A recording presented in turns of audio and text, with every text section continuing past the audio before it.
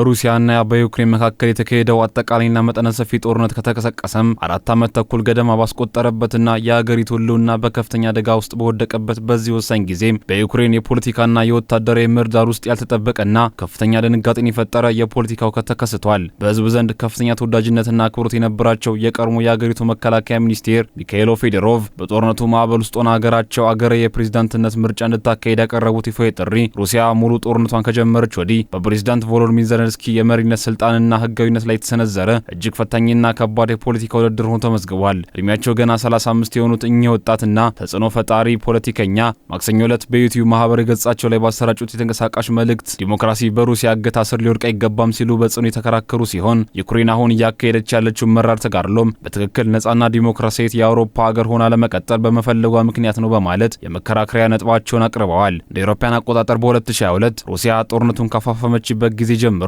ዩክሬን በወታደራዊ ህግ ስር በመሆኗ ምክንያት ማንኛውም አይነት ሀገራዊ ምርጫዎችን በህግ ታግደው እንዲቆዩ መደረጉ ይታወቃል። በቪዲዮ መልእክታቸው ውስጥ የፕሬዝዳንት ቮሎዲሚር ዘለንስኪን ስም በግልጽ ጠቅሰው ባይናገሩም ፌዶሮቭ ከተሾሙ ገና በ6 ወራቸው ባለፈው ወር በድንገት ከኃላፊነታቸው መነሳታቸው በራሱም በመላው ሀገሪቱ ከፍተኛ ህዝባዊ ቁጣንና ተቃውሞን የቀሰቀሰ አጋጣሚውን አልፏል። ረቡዕ ጠዋት በኪየቭ በሚገኘው የዩክሬን ፓርላማ ህንጻ ደጅ የተሰበሰቡ በመቶዎች የሚቆጠሩ ሰልፈኞች ፌዶሮቭ ወደ መከላከያ ሚኒስቴርነት ኃላፊነታቸው ይመለሱ፣ እንዲሁም ተስፋ ቆርጠናል፣ ግልጽ ውይይት እንፈልጋለን የሚሉ መፈክሮችን በጩኸት ሲያሰሙ ውለዋል። ፌዶሮቭ በመከላከያ ሚኒስቴርነት ባገለገሉበት አጭር ጊዜ ውስጥ ተቋሙን በማነቃቃት ሙስናን በቆራጥነት በመታገል የተዛቡና ያረጁ ወታደራዊ አሰራሮችን በመለወጥ እንዲሁም ዘመናዊ ቴክኖሎጂዎችን ወደ ጦር ሜዳ በማስገባት ከፍተኛ ለውጥ ያስመዘገቡ ማራኪና ባለራዕይ ፖለቲከኛ መሆናቸው በህዝቡ ዘንድ ትልቅ አምኔትን አትርፈው ነበረም። ከኃላፊነታቸው የተነሱት በእሳቸውና በጦር ኃይሎች ጠቅላይ አዛዥ ጄኔራል ኦሌክሳንደር ሰርስኪ መካከል በተፈጠረ ከፍተኛ ውጥረትና አለመግባባት ምክንያት እንደሆነ የሚገመት ሲሆን የፌዶሮቭ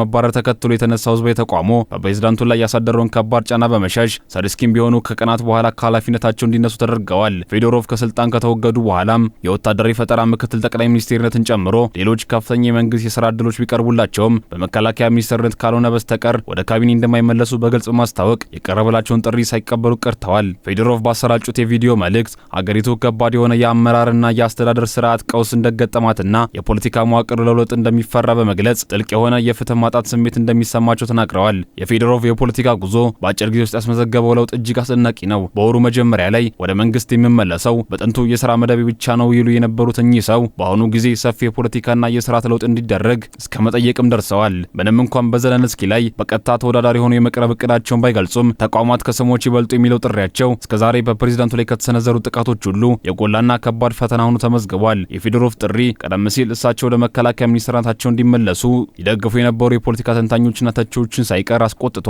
የዘለንስኪ ተቃዋሚዎች እንኳን ሳይቀሩ በጦርነት ማዕበል ውስጥ አገራዊ ምርጫ ማካሄድ ሙሉ በሙሉ የማይቻል እንደሆነ እንደሚረዱ ይናገራሉ። በአሁኑ ጊዜ በሁለቱም ወገኖች መካከል ያለው ወታደራዊ ግጭትና ጥቃት በከፍተኛ ደረጃም ተፋፍሞ ቀጥሏል። ዩክሬን በሩሲያ የነዳጅ ማጣሪያዎችና ትልቁ የመስመር ላይ ችርቻሮ ድርጅት በሆነው ዋይልድ ቤሪዝ መጋዘኖች ላይ በመቶዎች የሚቆጠሩ ድሮኖችን በማስወንጨፍ በሩሲያ ግዛት ውስጥ የሚፈጸመውን የሩቅ ርቀት ጥቃትን አጠናክራለች።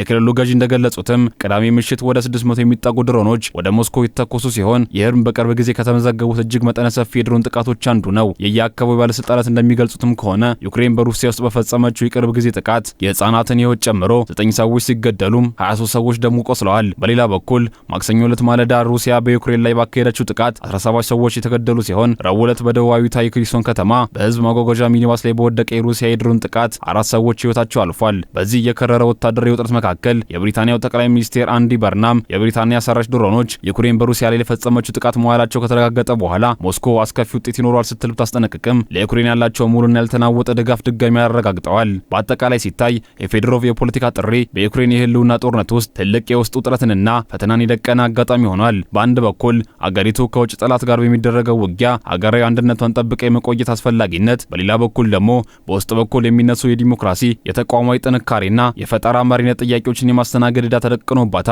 ይህ የፖለቲካ ውጥረት ዩክሬን በጦርነቱ ማዕበል ውስጥ ሆና የዲሞክራሲ አሰራርንና ተቋማዊ ጥንካሬን ሚዛን እንዴት አድርጋ እንደምታስጠብቅ ትልቅ ፈተና የሚጥልባት ሆኗል።